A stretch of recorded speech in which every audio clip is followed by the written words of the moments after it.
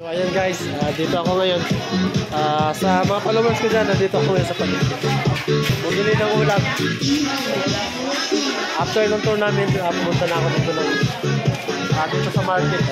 Kaya po, makikita niyo po yung mga iba-ibang klaseng isda. Marami pong isda ngayon dahil po pa-summer na po sa kalmada. So ayan. Shoutout po dyan sa aking mga followers dyan. So marami pong isda ngayon. So kung pasawa kayo po mamili ng isda. So punta tayo doon sa Suki kung nagtitinda ng gulay. Ayan. So ayan guys yung mga gulay. Bilihan ng gulay.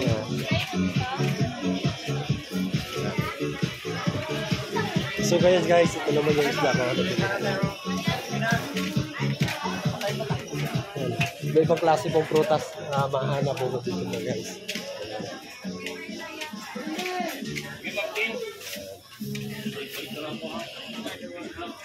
At shoutout din po dyan sa ninong ko, si Ninong Aaron, at si Ninang Ann, at si Ninang Johnny, at kay Ninong Arnel.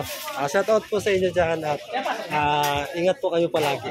At lalo't sa aking kaibigan at aking suking kaibigan, si Jake. Ayan. Shoutout nga po pala mga kaigan. So, pag pumunta po kayo dito ng Coron, dito lang po kayo pumunta kay Jake. Hanapin nyo lang po si Jake. Ayan. So, napakamura lang po na bilihin dito sa kanya. Ayan. So ayan guys, marami po siyang dumating ngayon na... Shoutout ako pala sa taga Matias at taga Twin. Ayan. At Hana. At Roadside. Shoutout Very friendly po yan yung kaibigan ko na yan. So wala pong ano dyan. Wala po kayong masasabi dyan.